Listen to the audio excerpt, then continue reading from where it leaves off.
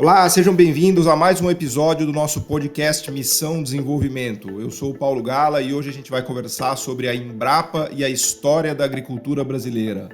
Lembrando que a inspiração do nosso programa é pensar o desenvolvimento não só no sentido econômico, mas no sentido social, no sentido amplo, no que toca a questões de saúde, de educação, de bem-estar, de reduções de desigualdade, e pensando também o desenvolvimento como uma articulação entre Estado, sociedade e empresas, né? Um movimento que, em geral, é liderado pelo Estado, mas que também conta com o papel essencial de instituições públicas de pesquisa, com as empresas privadas, com uma iniciativa privada aguerrida e que busca, obviamente, eficiência. E eu acho que a história da Embrapa e da agricultura brasileira talvez seja um dos melhores exemplos desse tipo de missão, né? De uma missão que nos trouxe um avanço fantástico na área de produção de alimentos, de segurança alimentar, de conquista de mercados mundiais.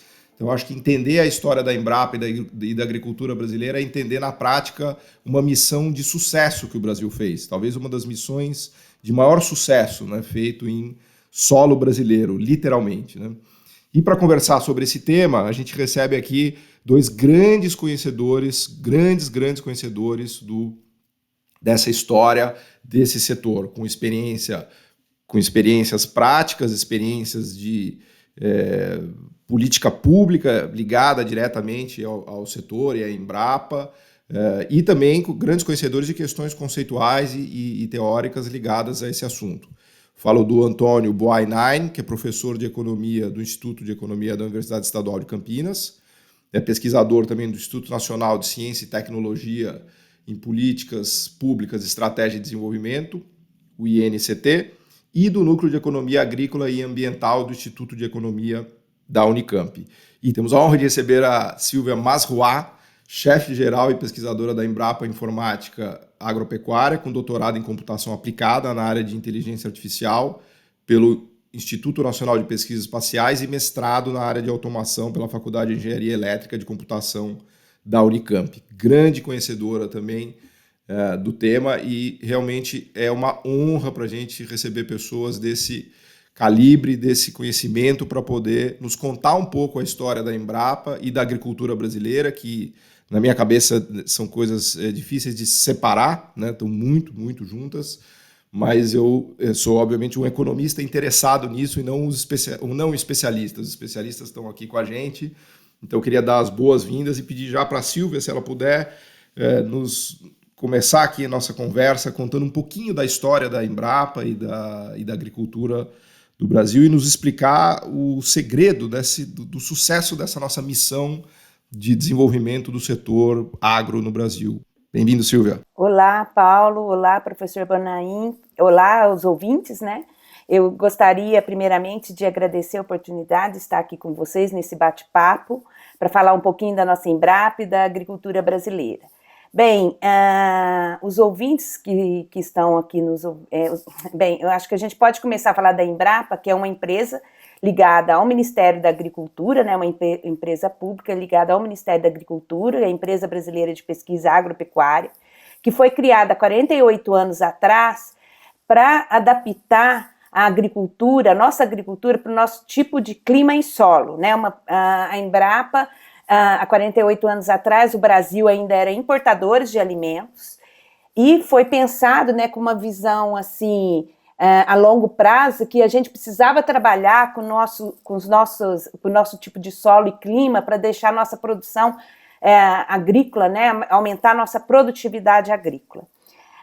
E aí foram enviados naquela ocasião vários pesquisadores para várias universidades do mundo, né, nos Estados Unidos e na Europa, vendo que estava sendo desenvolvido demais na fronteira do conhecimento nos outros países, né, que era muito na área de clima temperado, e trazer isso para adaptar aqui para o nosso tipo de clima e solo, para a agricultura tropical. Desculpa, Silvia, qual o governo foi? Só recapitula a gente aqui. Foi na gestão do governo Médici. Em 1973, então, foi criada a Embrapa. A Embrapa ela conta com 43 centros de pesquisa pelo Brasil todo e trabalha com uma cadeia produtiva específica. Por exemplo, a Embrapa Soja em Londrina, a Embrapa Gado de Corte em Campo Grande, Mato Grosso do Sul. Temos também unidades ecorregionais, como, por exemplo, a Embrapa Pantanal, em Corumbá, Mato Grosso do Sul também, Embrapa Amazônia Oriental, Amazônia Ocidental. Aí a gente trabalha com os biomas, né, especificamente cultivos e animais voltados para aquele bioma. E temos unidades temáticas, como a Embrapa Informática Agropecuária, que está localizada aqui em Campinas, né, no campus da Unicamp, que é uma unidade mais temática. A unidade temática ela é transversal e ela trabalha em parceria com as outras 42 unidades da Embrapa. Então, por exemplo, a Embrapa Recursos Genéticos, também em Brasília, é um exemplo de unidade temática. Bem, qual o papel da Embrapa nesses últimos 48 anos, né? Como eu comentei, o Brasil ele era importador de alimentos e a Embrapa ela trabalhou muito em parceria com os órgãos estaduais de pesquisa e com outras universidades, né, com as universidades do país, no desenvolvimento das ciências agrárias, né, de tecnologias, muito aí movimentado, trabalhando muito aí na parte de melhoramento genético, para melhorar e adaptar os cultivares para o nosso tipo de solo e clima. E técnicas, né, como o plantio direto e outras que conseguiram fazer, então, a grande revolução verde que aconteceu, né, que é a expansão das grandes commodities, né, a gente começou a ver o desenvolvimento de novos fertilizantes, insumos, defensivos agrícolas, que ajudaram também a mais adaptado ao nosso clima, como eu falei, e solo, e a gente conseguiu, então, aumentar a produção e a produtividade. Só para vocês terem uma ideia, nos últimos 40 anos foi aumentado em 4 a 5 vezes a produtividade agrícola no nosso país. E em expansão diária foi apenas 1,5, quase 2 vezes. Quer dizer, aumentou muito a produtividade por hectare.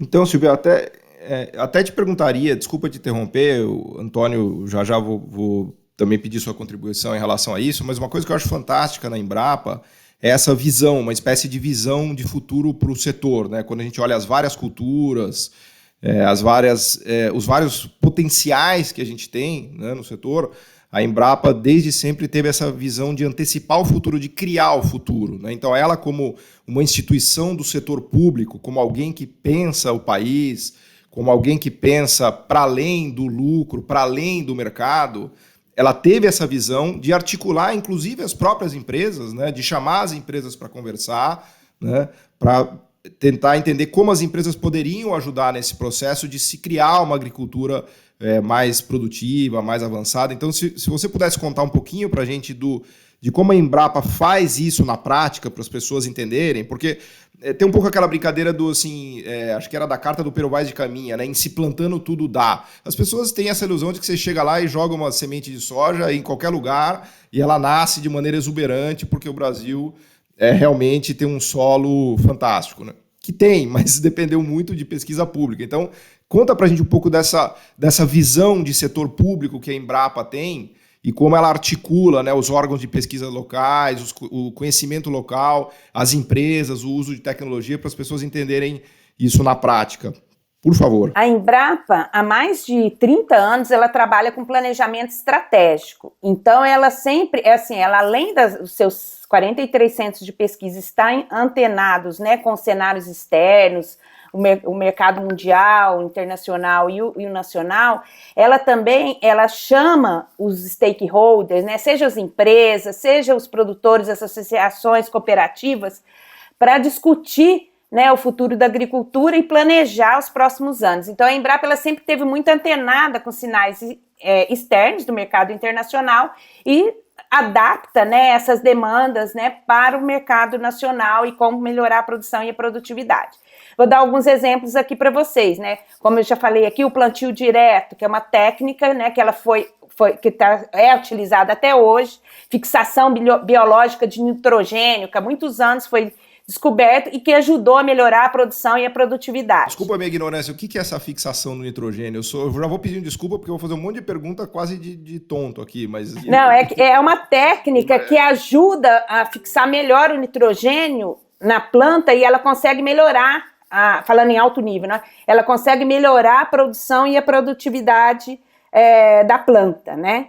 Lembrando que a produção, você aumenta a produção agrícola e a produtividade é quando você aumenta a produtividade naquela área, né? A produção naquela área. Então, por exemplo, como eu falei, quadruplicou, quintuplicou a produção numa determinada área, né? Então, você aumentou a produtividade ali.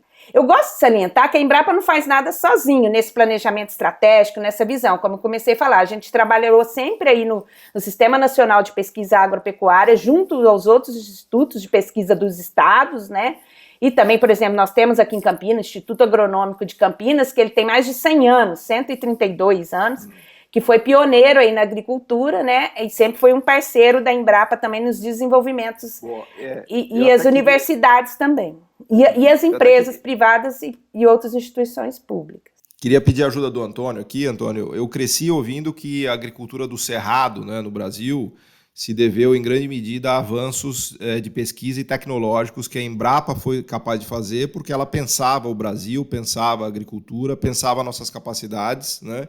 Ia para além de uma visão mercadista pura e simples, né? Será que vai dar mais dinheiro se eu plantar aqui ou acolá? Não, né? Ela tinha uma visão de país, uma visão de missão, né, por assim dizer. Então conta para a gente um pouquinho também da história, Antônio, se você puder entrar aqui na discussão. Paulo, Silvia, um prazer estar aqui com vocês, com os ouvintes que compartilham conosco esse momento. Olha, você acertou, viu, Paulo? A história da Embrapa, eu acho que é o melhor exemplo que nós temos de uma ação de desenvolvimento. Eu vou antes de entrar no seu ponto, vou retomar 2 ou 3 coisas que a Silvia falou e que eu acho muito importante, porque é uma lição que nós não aprendemos. Esse país é um país que tem muitas experiências de desenvolvimento, mas ele, digamos, não é um país tão inteligente como a gente gostaria, porque ele demora a aprender e às vezes não aprende mesmo, né? A Embrapa tem uma grande diferença em relação à maioria das experiências que nós tivemos. Tanto a Embrapa como o outro caso de sucesso que vocês comentaram em outro programa, que é o da Embraer. E qual é a diferença? A diferença foi o investimento no homem. No Brasil, quando se pensa em desenvolvimento, né, a primeira coisa que nós fazemos é pensar em que prédio que nós vamos construir. Então, o investimento no desenvolvimento aqui no Brasil se confunde com o investimento em concreto armado, né, que é muito importante em determinadas infraestruturas, mas o desenvolvimento fundamental, a mola do desenvolvimento é o homem. E a Embrapa começou investindo no homem. Você imagina que quando ela foi criada, né, a primeira ação da Embrapa foi selecionar jovens recém-formados e enviar esses jovens para o exterior, para as melhores universidades do mundo, para estudar, fazer mestrado e doutorado. Era uma empresa que ela só existia porque naquele momento ela já tinha algumas centenas de pesquisadores, futuros pesquisadores, porque não eram pesquisadores, que estavam estudando, estavam se formando, né? Então foi uma visão que eu devo dizer, para aquele momento, revolucionária. Outros países depois fizeram isso. A China tem uma trajetória de desenvolvimento que eu quase brinco, né? Ela se inspirou na história da Embrapa. Ela mandou centenas, milhares, depois virou centenas de milhares. Inclusive a agricultura deles está melhorando muito, né, claro, Antônio? Acho que eles aprenderam com a gente mesmo. Né? Exatamente, continuam fazendo isso, investindo, e depois vem o segundo momento. Então, esse foi uma marca fundamental da Embrapa, foi o investimento no homem. O segundo ponto que eu queria destacar, Paulo, é que nós pensamos o desenvolvimento como a solução do problema de hoje, para amanhã. E nós não temos paciência, nós não entendemos que desenvolvimento é um processo que implica mudanças, que leva tempo, né, e que você não se desenvolve de hoje para amanhã. Uma criança não desenvolve de hoje para amanhã. 1 ano, 2 anos, 3 anos, 5 anos, 12 anos, 15, e vai se desenvolvendo, né, e vira, se for bem desenvolvido, se houver investimento, for bem cuidado, nutrição, vira, né, uma pessoa dotada de competências, etc, etc. Esse é o processo de desenvolvimento, também vale para a nação. Nós temos pressa. Então, Paulo, eu me lembro que eu comecei a estudar isso no final dos anos 70, né? A Embrapa, durante muito tempo, ela era acusada digamos, estar fazendo coisas que não tinham aplicação. Se a Embrapa fosse seguir a lógica que nós hoje exigimos da própria Embrapa, nós não teríamos a Embrapa. Por quê? Porque quando a Embrapa começou a desenvolver algumas das suas pesquisas, elas não tinham aplicabilidade. Né? Elas, de fato, foi um acúmulo de conhecimento voltado para uma tentativa de resolver problemas que, em determinado momento, com uma dessas coisas do desenvolvimento da ciência, dos paradigmas tecnológicos que são imprevisíveis, se juntam e produz o Centro-Oeste. Eu sou de Campo Grande, a Silvia certamente se referiu à unidade, ao Centro Nacional de Gado de Corte, porque sabe que eu sou de Campo Grande, sou muito orgulhoso de ser campograndense, do centro, da grande contribuição que deu. E eu estudei sempre em escolas públicas, né, o Colégio Estadual Campograndense, uma maravilha na época. Eu aprendi por bons professores que o Cerrado, né, era uma área imprópria para a agricultura, e era. Então nós tínhamos lá praticamente produção de boi e tinha o arroz, que era parte de um processo para plantar pasto. Né? Mas ninguém falava em agricultura. O Cerrado não tinha vocação para a agricultura. E você veja o que virou o Cerrado. Virou a área de maior produtividade.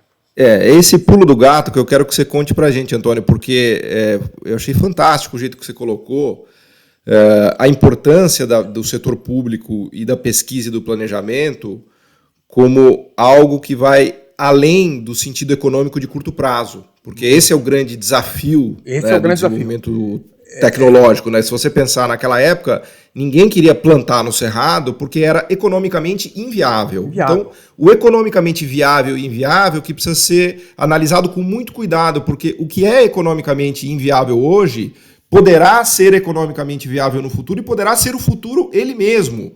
O Cerrado é um exemplo maravilhoso disso, porque ele era economicamente inviável, portanto ninguém foi plantar no Cerrado. Então conta pra gente esse pulo do gato, se você puder um pouco, e depois a gente pede para a Silvia complementar também. Paulo, eu acho que foi uma junção de vários elementos que você inclusive comentou. O desenvolvimento pressupõe sempre um setor público atuante, uma visão que vai além de resolver um problema imediato, que é o que o mercado, às vezes, pode fazer bem feito. Você não tem nenhuma história de desenvolvimento no mundo que seja bem sucedida sem uma participação ativa, sem um protagonismo do setor público. Esse protagonismo não significa que o Estado tem que produzir. Esse é um grande equívoco que nós temos aqui no Brasil e no debate desenvolvimentista, de achar que o Estado precisa ser um Estado produtor.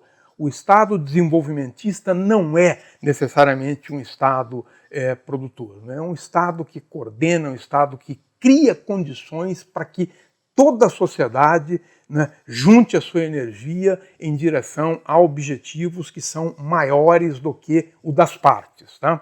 Então, esse desenvolvimento, Paulo, ele foi produto, primeiro, né, desse conhecimento que foi se acumulando. Segundo, do homem, mais uma vez. Foi o homem, foi o brasileiro, o gaúcho, o paranaense, o catarinense, o mato-grossense, o mineiro, o paulista, né, que são empreendedores e que saíram por determinadas razões dos seus locais de origem e resolveram ir, né, como novos bandeirantes, mas melhores, porque não eram bandeirantes que matavam índios, né, desbravar terras novas com grande dificuldade. A gente não consegue imaginar, Paulo, o que era Mato Grosso, o que era aquela área, Sorriso, Sinop, há 40, 50 anos. Era nada.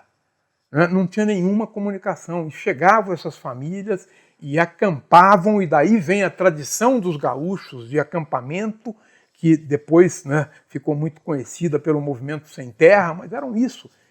Viviam, inclusive, durante bastante tempo em tendas, mas tem esse empreendedorismo do homem. Teve um mapa, Paulo, você sabe disso, durante os anos 70 nós tínhamos uma política de garantia de preço mínimo que os liberais questionavam fortíssimamente. Não, imagina, está pagando preço mínimo, deixa o mercado. Se nós não tivéssemos tido uma política de financiamento e uma política de garantir preço para aqueles produtores que estavam no fim do mundo, eles não teriam dado certo. Quem é que comprava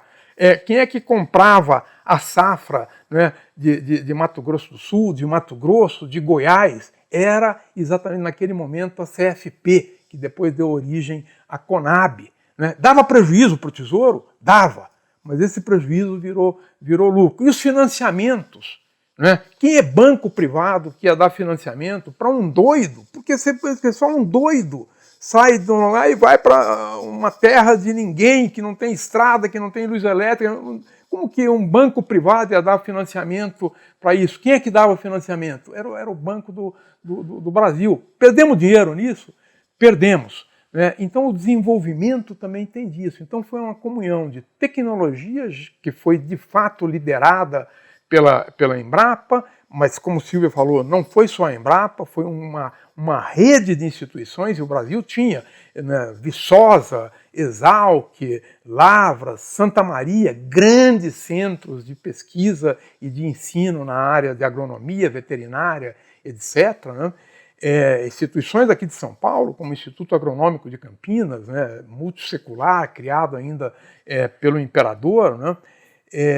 Então a Embrapa catalisou, liderou, né, então teve esse componente, mas teve o homem, teve o financiamento, teve a política de preço, né, e tudo isso deu prejuízo. Certamente, se a gente for pegar a história da Embrapa, Paulo, dezenas e dezenas de pesquisas não deram em nada. O problema é que você tem que fazer a conta ao longo do tempo, porque o lucro bilionário que a gente tem hoje se deveu ao investimento que a gente fez lá atrás. Então, eu acho incorreto você falar prejuízo, porque é investimento. A gente estava investindo na construção de uma agricultura das mais poderosas do mundo hoje, que está baseada nisso. Né? Então, a contabilidade, você chamou da contabilidade do desenvolvimento, não é essa, portanto. Né? Muitos projetos não deram certo.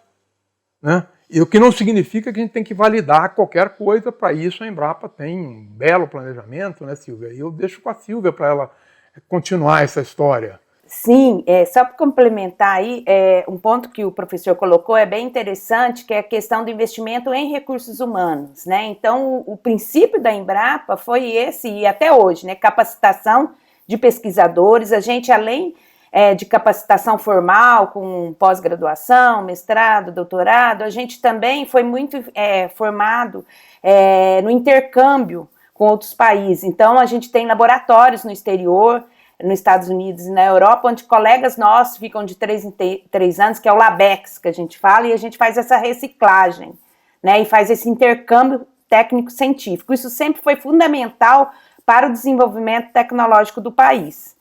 Além disso, também, eu gostaria de salientar, a gente falou assim de investimento na Embrapa, né? Esse investimento, ele é intangível muitas vezes, mas a Embrapa, ela faz o balanço social dela anualmente. Olha só para vocês verem, dos 43 centros de pesquisa da Embrapa, ela pede que cada centro encaminhe anualmente 3 tecnologias, né, que deram sucesso, e o retorno, a gente tem uma metodologia científica que a gente se baseia para fazer o cálculo, e só para vocês terem, em média, nos últimos anos, cada R$1 investido na Embrapa retornou R$12 à sociedade.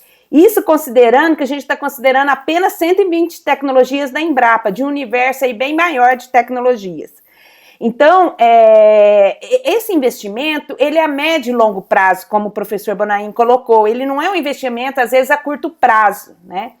A gente vê hoje aí nós somos os maiores exportadores de soja, vocês comentaram aí do Cerrado, né? Expandiu toda essa área que veio do sul do país, da soja, né? Do Paraná para o centro-oeste, né? Tudo isso daí foi graças às novas tecnologias que foram geradas aí para o Cerrado. Então a gente devastou uma área que não era, que a princípio não era uma área pobre, né, que falava o cerrado. Fala devastar porque vai achar que devastou floresta, não tinha floresta, mas é interessante, é interessante porque a Embrapa, ela sempre trabalhou com a agricultura do ponto de vista sustentável. É importante da viabilidade econômica, mas também preocupada com a questão ambiental e social, né? Todos os projetos da Embrapa, a gente, inclusive, tem que fazer uma análise do ponto de vista de sustentabilidade das tecnologias que estão sendo geradas. E a gente tem uma preocupação muito grande com essa questão do monitoramento da uso e cobertura da terra. Eu vou comentar isso para vocês, é um outro assunto mais na frente, mas assim, só para falar ainda do protagonismo da Embrapa e da importância de investir em ciência e tecnologia no país, a Embrapa ela tem 48 anos, mas ela está sempre reciclando. E há 35 anos atrás, ela criou outros tipos de centro, como eu falei, os centros temáticos, né, como a Embrapa Informática e a Embrapa Instrumentação em São Carlos, por exemplo, com outro perfil completamente diferente do que ela criou há 48 anos atrás. Há 48 anos atrás, ela só tinha contratado pesquisadores da área de ciências agrárias, veterinário, biologia, né? Contratou também economistas, né? Economistas, mas ela ainda não tinha. Quando foi 35 anos atrás, ela falou: a gente vai precisar contratar pesquisadores da área de ciências exatas para trabalhar junto, porque o futuro da tecnologia da informação, da automação, está aí. Nós já temos que preparar para esse momento. Então, hoje, que está todo mundo falando, né, na questão da agricultura digital, da tecnologia da informação, a Embrapa já é o centro que eu trabalho. Eu fui uma das primeiras contratadas, né, o primeiro concurso público da Embrapa, já como minha área de formação é ciências exatas, para trabalhar com os agrônomos. Então, eu já me formou, meu mestrado e doutorado, embora seja na área de computação, é com estudo de casos na agricultura. Então, ela já foi visionária, há 35 anos atrás, sei lá, é equipe multidisciplinar para trabalhar junto para resolver os problemas da agricultura. E foi assim, em São Carlos também, lá a gente tem a Embrapa Instrumentação, que é um outro perfil, né? Lá o pessoal mais são os físicos, os engenheiros mecânicos, mas trabalhar com a parte de hardware, nanotecnologia, mais voltada também junto com os engenheiros agrônomos. O Antônio quer defender os economistas aqui. Defende os economistas. Não, os economistas fazem parte dessa equipe multidisciplinar. Eu ia falar, ainda bem que contrataram poucos economistas, Paulo. Eu concordo também. Eu tenho chegado à conclusão que economista mais atrapalha do que ajuda. Não vou ficar me chicoteando. Eu ia provocar a Silvia para ela falar, conta pra gente como foi, né, essa experiência, né, de um bicho completamente estranho, né, um engenheiro de computação, etc., ir para um lugar dominado por, primeiro, homens e, segundo, agrônomos, veterinários. Então, ela tem mulher, né, engenheira, nada que ver, quer dizer, deve ter sido hostilizada, né, fortemente. Ela também foi uma bandeirante. Sim, é uma história, tem vários desafios aí nesses. Eu tenho 31 anos de Embrapa e, como eu falei, fui contratada no primeiro concurso e realmente, quando a gente entrou e participava dos projetos de pesquisa, começamos a entrar nos projetos de pesquisa da Embrapa, os nossos próprios colegas agrônomos achavam estranho, falavam, mas TI, isso daí é apoio, pensava sempre assim na rede, na infraestrutura de rede, ou consertar o computador, é o que fosse, mas não... Travou meu computador aqui, Silvia, você pode dar uma ajuda aqui? Ou fazer o banco de dados para ele, né? Ele tem um projeto de pesquisa, eu preciso de alguém para fazer meu banco de dados, né? Era sempre essa ideia de apoio. Então, a gente teve, sim, um processo de mostrar que a tecnologia da informação, a computação, ela fazia parte do negócio. Ela era um outro pilar da pesquisa científica, né? Além de você ter a parte da teoria, né, da hipótese científica e da experimentação, a computação ele é um novo pilar. E a Embrapa já enxergou isso naquele momento da ciência, da pesquisa científica. E a gente começou, então, a trabalhar junto dos projetos de pesquisa da Embrapa. E aí eu vou dar um exemplo aqui que é bem interessante, só para falar para vocês. Tem vários exemplos, tá? Mas eu vou começar com um que que o Bonain conhece bastante. A Embrapa, além de desenvolver os projetos de pesquisa e gerar produtos, né, como cultivar, como eu falei aqui, em parceria público-privada, ela também subsidia políticas públicas. E uma delas, mais tradicional, aí, é o zoneamento agrícola de risco climático. Ele já tem há mais de 20 anos no país essa política pública, mas a computação fez a diferença para essa política pública. O que ela faz? Né? Ela fala a melhor época para você plantar. Então eu falo, eu quero plantar soja aqui na região de Sorriso, e ela mostra a janela de plantio mais adequada para você plantar, né? Para aquele tipo a cultivar mais adequada, para aquele tipo de solo, baseado em modelos climáticos, né? A série climática, tal, você vai analisar qual a melhor época para você plantar. Essa política pública, ela subsidia o crédito rural e seguro rural no nosso país, né? Há muitos anos. Mas eu tenho colegas, né, que vieram da Embrapa Cerrados, de outras Embrapas, que eles tinham toda a modelagem, mas eles não sabiam como avançar com aquilo para aquilo garantir a sustentabilidade. Então, com a parceria com a Embrapa Informática, a gente desenvolveu toda uma plataforma computacional, todo esse modelo para subsidiar.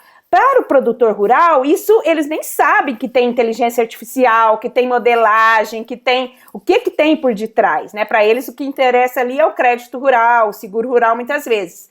Mas por detrás disso tem muita pesquisa científica do ponto de vista de ciências agrárias e do ponto de vista de computação, para exemplificar. Isso é fantástico, Silvia, porque quando a gente fala de planejamento de políticas públicas e planejamento de governo na era da ciência da computação, de inteligência artificial, o poder computacional que a gente tem hoje, é um outro universo, né? É incomparável você pensar em planejamento econômico e políticas públicas nos anos 70 e 80 e em pleno século XXI, porque o poder de fogo de análise que a gente tem hoje é uma coisa fantástica, né? Eu acho que estou chovendo no molhado aqui, ninguém melhor do que você para nos falar disso, né? Essa política pública que foi criada há 20 anos, hoje ela exige, né, processamento de alto desempenho, ela exige, como eu falei, técnicas de IA, de modelagem, muito avançadas para que a gente continue a dar os dados precisos para o Ministério da Agricultura, para que ele possa, então, gerar, né, lá, publicar no Diário Oficial todas essas janelas de plantio para mais de 40 culturas, tá? E isso é usado pelas seguradoras. As empresas privadas consomem isso, né? Vai lá, Antônio. Consome bancos privados, seguradoras. É uma forma de minimizar o risco, né? Quando ele faz o empréstimo ou o crédito e tal. É uma das políticas mais importantes, viu? No meu modo de ver, o zoneamento de risco climático é uma das políticas mais importantes que nós temos e um processo contínuo de aprimoramento. Vai chegar um momento em que será aprimorado, né, todo ano e na verdade, talvez até, né, mês a mês você vai poder saber, porque você vai estar monitorando as condições de clima, a evolução, para falar, olha, é melhor você plantar. E esse é o cultivar. Cultivar, viu, gente, para os ouvintes, é uma semente. Né? É um nome que se dá, mas é uma semente, tá? Então, qual é a melhor semente que se adequa àquele momento? Qual é a melhor tecnologia? Qual é a melhor prática? Então, é uma política que, inclusive, reduz muito as perdas da privada, reduz as perdas do sistema financeiro e reduz as perdas da sociedade. São políticas como essa que se traduzem em aumento do rendimento, que a Silvia falou, aumento da produtividade. O que é isso, gente? Eu estou utilizando melhor os meus recursos. É isso que nós temos que fazer, é utilizar melhor, sermos mais eficientes, né? E esse é o nosso desafio, né? Para a gente poupar, inclusive, a natureza, nós precisamos utilizar melhor o que nós temos já em utilização. Então, se eu reduzo a perda porque tenho um bom planejamento, porque sei quando plantar, qual é a melhor semente, qual é a melhor técnica, eu estou aumentando o rendimento por hectare, aumentando a produtividade, aumentando a perda. Não é o agricultor que ganha. Quem mais ganha é a sociedade. Nós precisamos, inclusive, viu, Paulo, acho que é bem importante chamar a atenção, porque aqui no Brasil também, quando a gente fala em desenvolvimento, nós continuamos com um ranço de contrapor ao setor privado ao setor público. e continuamos com o ranço de achar que o produtor que ganha está em detrimento da... Não está. Quem ganha mais, né, quando um produtor agrícola se dá bem é a sociedade, que se traduz em mais alimentos, mais matérias-primas, mais energia, preços melhores, melhor qualidade. Né? Então não há essa contraposição entre o ganho do agricultor e o ganho da sociedade. Todos ganhamos quando a agricultura vai bem. E eu acho que a Embrapa é um super exemplo desse ganha-ganha, né? Porque é um exemplo concreto e prático, né? Porque o norte que a Embrapa dá com esse planejamento, agora a Silvia estava dando um exemplo específico, né? Desse mapeamento que é algo incrível, né? Então imagina o ganho que isso traz para o próprio setor privado, que ganha mais dinheiro ao seguir essas orientações, né? Bilhões, Paulo. Exato. E a sociedade que ganha também, por ter acesso, obviamente, aos alimentos a um preço menor, porque por ter acesso a uma agricultura que é mais sustentável, ou seja, não é uma agricultura, vamos dizer assim, de faroeste, né, em que a pessoa vai lá e planta qualquer coisa em qualquer lugar, em qualquer época, né? É uma agricultura que é planejada, coordenada, para maximização de ganho privado, inclusive. Né? Então, acho que o case da Embrapa e da agricultura brasileira, né, nesse sentido, é fantástico, porque ele mostra de maneira muito prática, assim, não estamos falando de coisas abstratas, né? Nós estamos falando de um sistema, por exemplo, aqui de planejamento climático, de otimização de culturas, que reduz o custo de seguro, que reduz o ganho do agricultor, que reduz o custo de financiamento e que produz alimentos melhores de maneira mais eficiente, de maneira mais sustentável, né?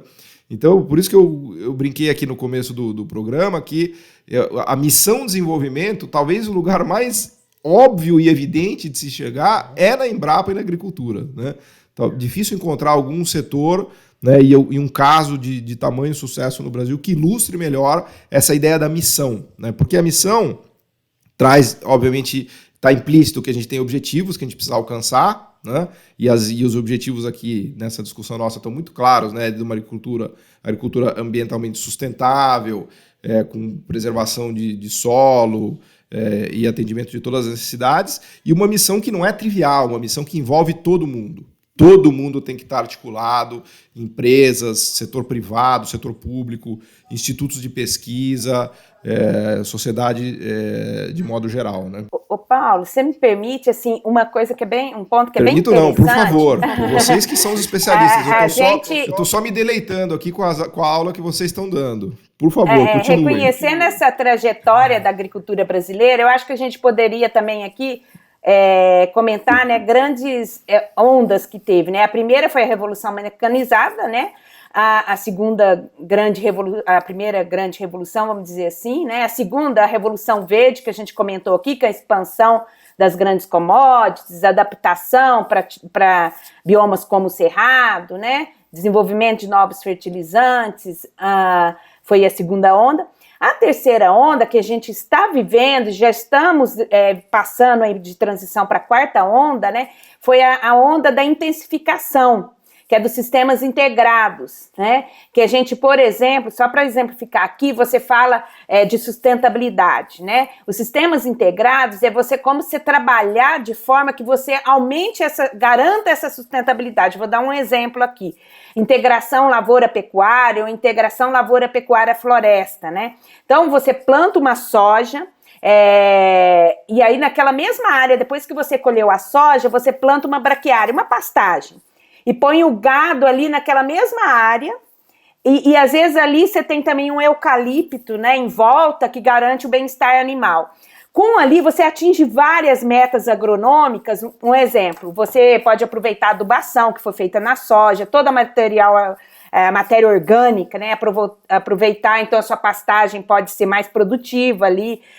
Aí o animal come aquele gado, aquela pastagem, que ajuda a aumentar ganho de peso dele, ali sustentável com o eucalipto. Do ponto de vista agronômico, você tem várias metas e você aumenta, tem intensificação. Aí entra outros conceitos nessa terceira onda da agricultura de precisão, da biotecnologia, né, que vieram para a melhorar essa produção e essa produtividade, né? Você pode ter sensores ali, né, falando de agricultura de precisão, para analisar a questão do solo, a questão de disponibilidade de água no solo e otimizar, né, a questão da água. Então, você vê que é um ecossistema mesmo, é um sistema integrado. E a Embrapa vem trabalhando nisso também em parceria público-privada, né? Então, assim, ela não trabalha sozinha, ela tem uma rede que envolve empresas privadas, inclusive, para discutir e trabalhar junto com os produtores para desenvolver. Mas é interessante, por que eu estou colocando isso? Porque você está trabalhando também, além de garantir a viabilidade econômica para o produtor rural, vamos por 365 dias ao ano, como sistema ILPF, você também está garantindo a sustentabilidade do ponto de vista ambiental, você aproveita a área, você otimiza recursos naturais, você reduz custo, né? E aí começa a aumentar a complexidade. E aí a gente vem por uma quarta revolução, que começou, né, que a gente fala quarta revolução industrial, que começou lá na indústria automobilística alemã, que tem influenciado vários setores da economia, e agricultura também, que é o que a gente fala da agricultura 4.0. Aí é a sua praia, né? Aí é a sua praia. Que é a agricultura mais baseada em conteúdo digital, tecnologia de ponta e conectada. Que é o momento que a gente está vivendo e é um momento desafiador, né? Aí depois a gente pode discutir sobre esse assunto, porque tem vários desafios aí, né, em relação a essa transformação que está acontecendo e que está sendo demandado que aconteça também na agricultura. Porque da mesma forma que as ciências agrárias foi fundamental esse avanço, vários que a gente comentou aqui, né? Plantio direto, fixação biológica de nitrogênio, agora eu falei dos sistemas integrados, que eles foram fundamentais para que a gente chegasse até aqui. As tecnologias digitais, elas têm um papel muito importante para que o Brasil continue com esse protagonismo na agricultura mundial. Por quê? Aí vem um ponto que o professor Bonain falou. Não é porque está na moda, porque tecnologias digitais, está todo mundo falando, inteligência artificial, não é por isso.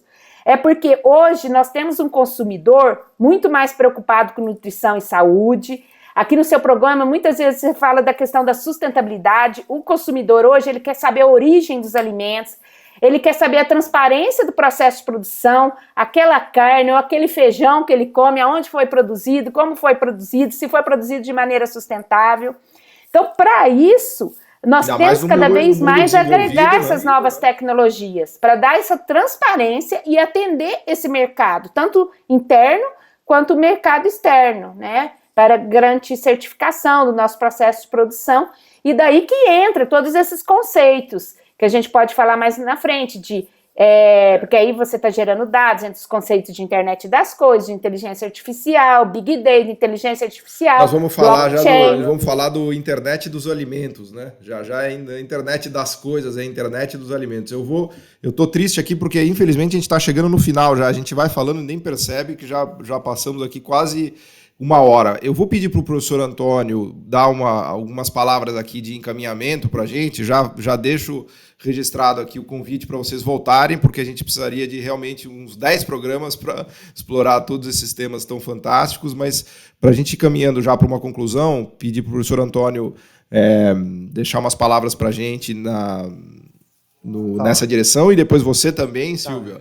Mas registrando o meu pesar, tá? Porque eu queria ficar conversando com vocês horas e horas a fio aqui. Infelizmente, a turma do podcast da edição não me permite, mas por mim ficaria muito mais tempo.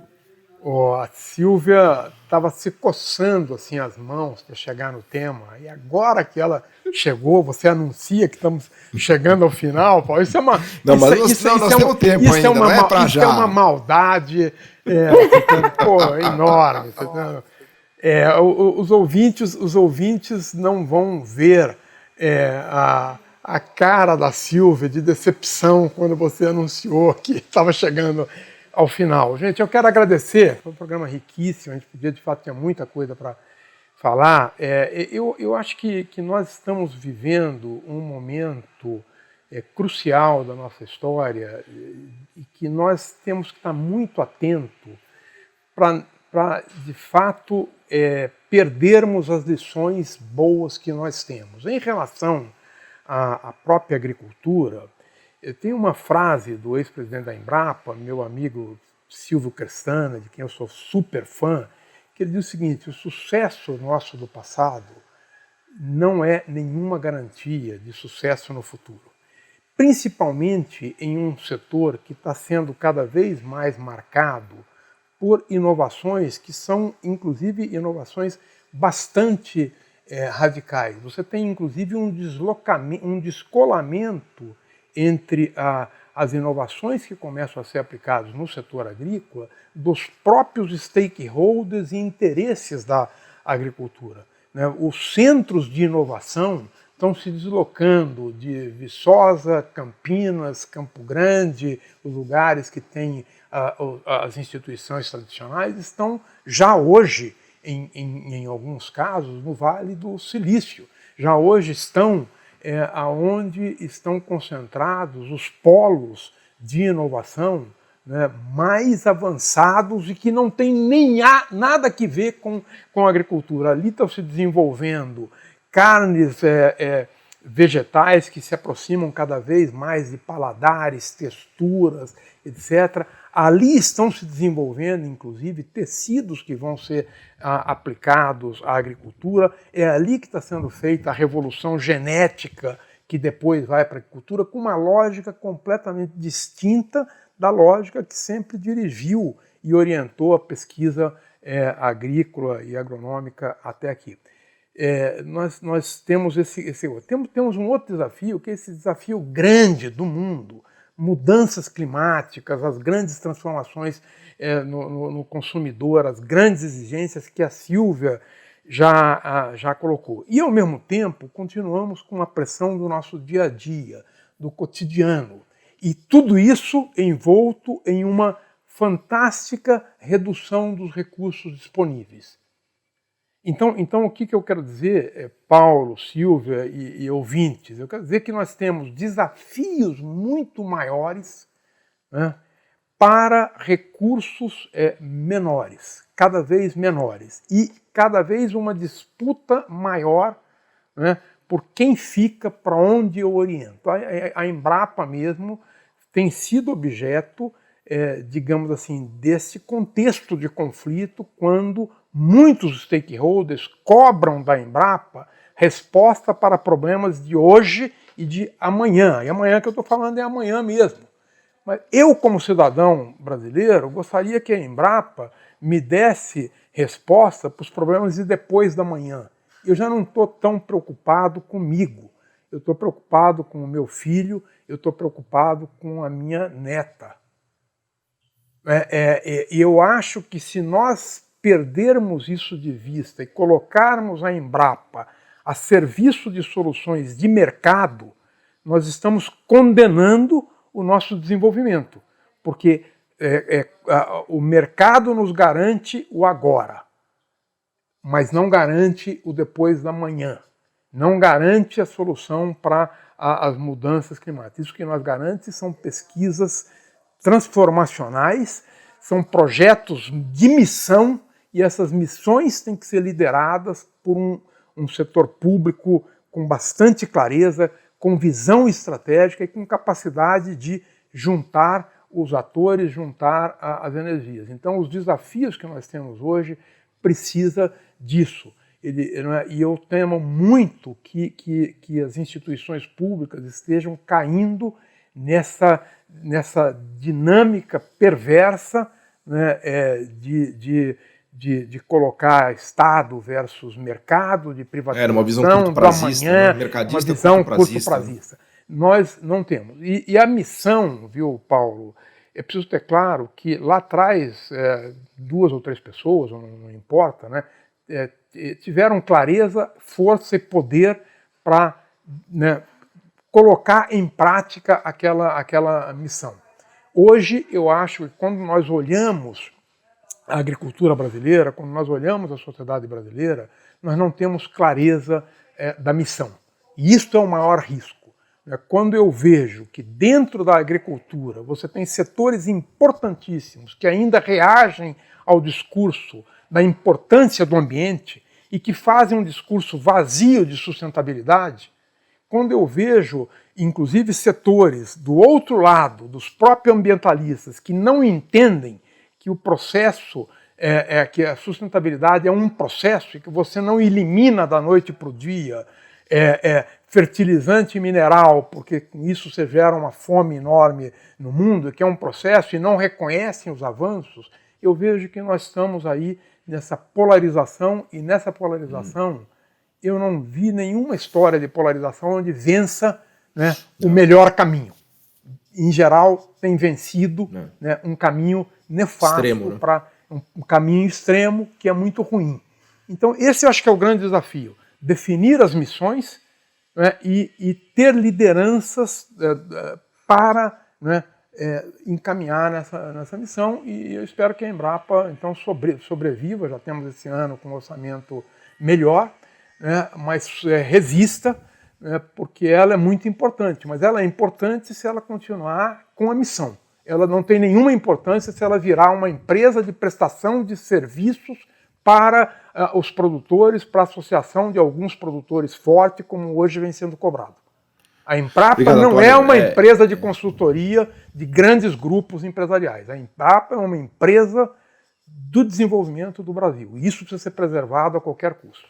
Não, e a história dela mostra isso com muita clareza, muita clareza. Então a gente tem na Embrapa um testemunho vivo, né? Uma história, né, para qualquer pessoa que queira entender o que deve ser feito, né? Eu acho que, como eu disse aqui no início do programa, nenhum caso no Brasil é de tanto sucesso quanto o da Embrapa, né, em relação a tudo que a gente está falando aqui no programa. Então, basta olhar a história da Embrapa, né? Claro que o futuro não repete o passado, mas se a gente quiser pensar numa missão, né, de futuro para a Embrapa, do que fazer, de como agir, né, e até mesmo para outros setores do Brasil, eu acho que a Embrapa, tanto é que ela inspirou a criação da Embrapi, né? A Embrapa é uma inspiração para o Brasil, né?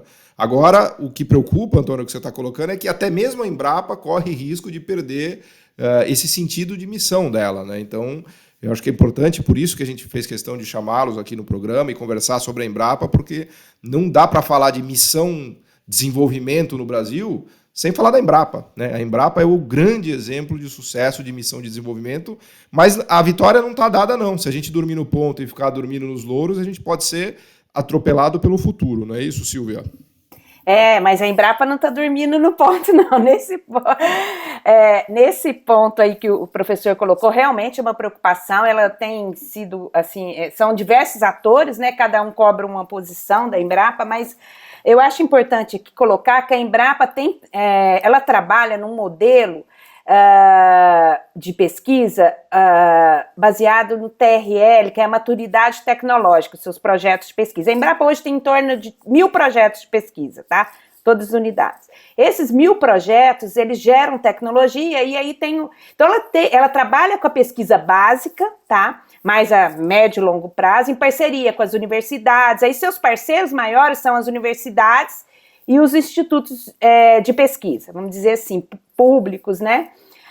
Mas quando é a TRL mais baixa, que a gente fala, do 1 ao 3, que é as mais básicas.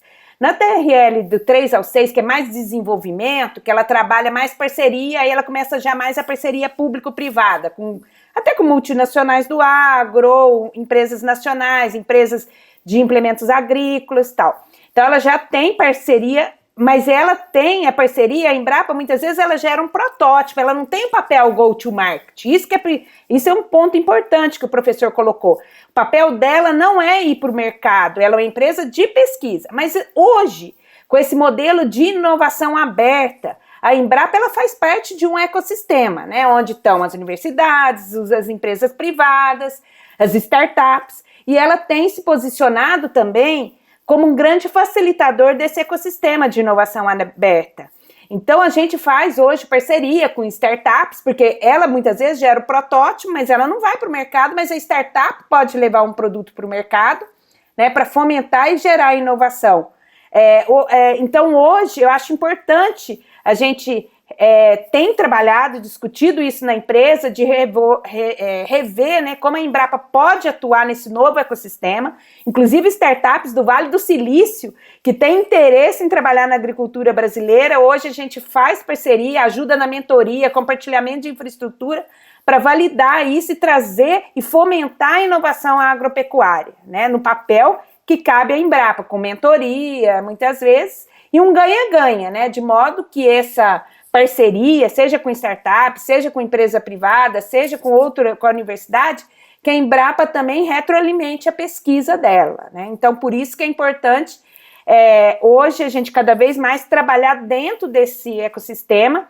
Se não é CNPA, né, que eu falei antigamente, a gente foi mais um líder, hoje eu colocaria que a gente é mais um facilitador. Não que a gente perdeu a liderança, pelo contrário, a gente, como líder hoje, a gente é um facilitador desse ecossistema. Ela não faz nada sozinha, a Embrapa. Hoje, nenhuma instituição, né? Ela precisa dos parceiros para, por exemplo, levar a tecnologia até o campo, né? Então, acho que é importante destacar isso aqui. A gente hoje trabalha dentro dos ecossistemas, a gente trabalha dentro da cadeia produtiva, tem vários programas de inovação, por exemplo, o Ideas for Milk, que é um voltado para a cadeia do leite, que aí é liderado pela Embrapa Gados de Leite. Aí a gente tem, a gente mesmo aqui da Embrapa Informática lidera um outro programa que chama Techstart Agrodigital, onde a gente tem parceria, por exemplo, com empresas privadas da área do agro, empresas de tecnologia e startups, entendeu? E aceleradoras, para a gente fomentar, porque a gente percebeu que muitas startups, né, não sei se vocês têm esses dados, mas a gente hoje já tem mais de 2.000 startups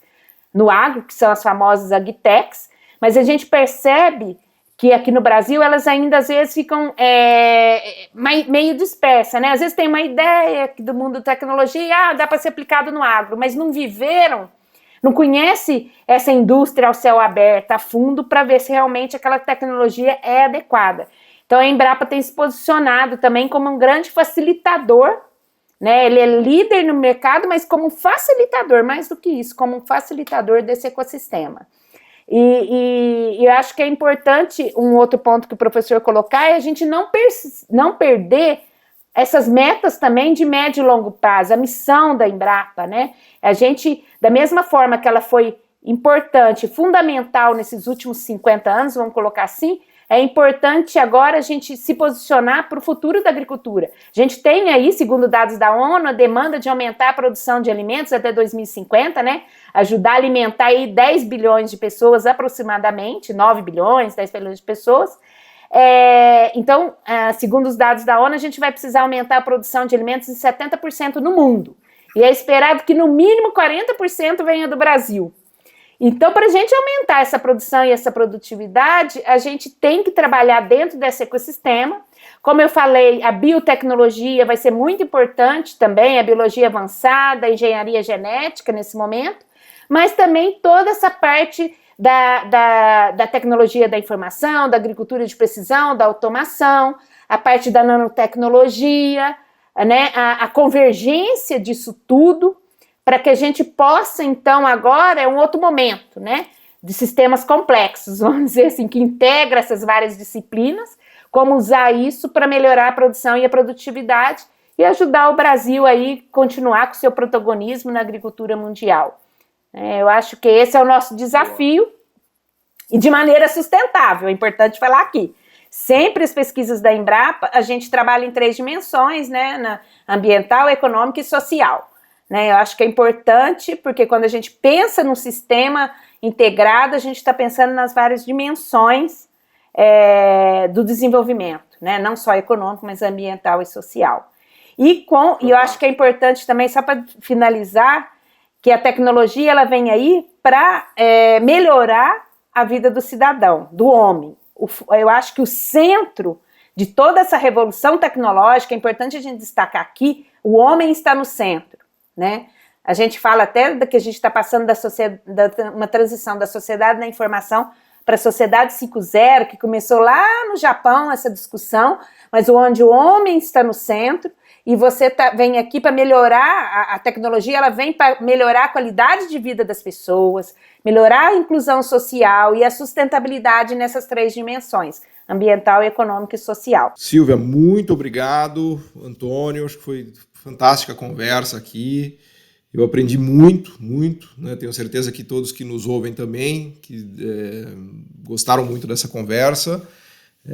E acho que é isso. A Embrapa e a agricultura brasileira são um exemplo, né, para a gente pensar o Brasil para além, né, da agricultura e da Embrapa. Então acho que é uma história de sucesso que a gente precisa conhecer, entender mais, né? E o objetivo do nosso programa é justamente levar essa história, essas histórias de sucesso do desenvolvimento brasileiro, essas missões de desenvolvimento que a gente cumpriu, né? Cumpriu no passado, não quer dizer que a gente vá cumprir no futuro, mas o objetivo é esse mesmo. Então eu queria agradecer demais a presença de vocês aqui, foi muito bom, muito legal, e eu acho que todo mundo adorou, e fazer essa mensagem chegar a todos é ótimo. Ô Paulo, mas eu quero voltar um dia para falar sobre a bioinformática, a biotecnologia, como que é a prospecção de genes resistente a estresse hídrico, a doenças, como a tecnologia que está por detrás. Tem muito mais para se falar, viu? A modelagem, a internet dos alimentos, um bate-papo mais tecnológico. Acho que é bem legal, que é o novo mundo que nós estamos vivendo aí. Que, aliás, eu adoro essa parte tecnológica e é legal para todo mundo conhecer, né, o detalhe disso, né, que são esses saltos, pequenos saltos tecnológicos, que são grandes saltos, na verdade, para a nossa sociedade. Mas reforço aqui o convite para a gente marcar outra vez, outra conversa. Infelizmente o programa é curto, né, pelo formato do podcast, mas a gente vai, sem dúvida, retomar essa conversa. Eu que agradeço aí pela oportunidade. Muito obrigada. Lembrar também, para concluir, que esse nosso podcast Missão Desenvolvimento é uma realização da AF-BNDES, dos funcionários do BNDES, que a gente vai ao ar toda semana às quartas-feiras em todas as plataformas digitais, e que você pode acessar todos os programas lá que a gente fez no www.missãodesenvolvimento.com. Quem quiser também enviar perguntas, ideias, sugestões, é só mandar uma mensagem para o e-mail podcast@missãodesenvolvimento.com e seguir a gente em todas as redes sociais. Obrigado.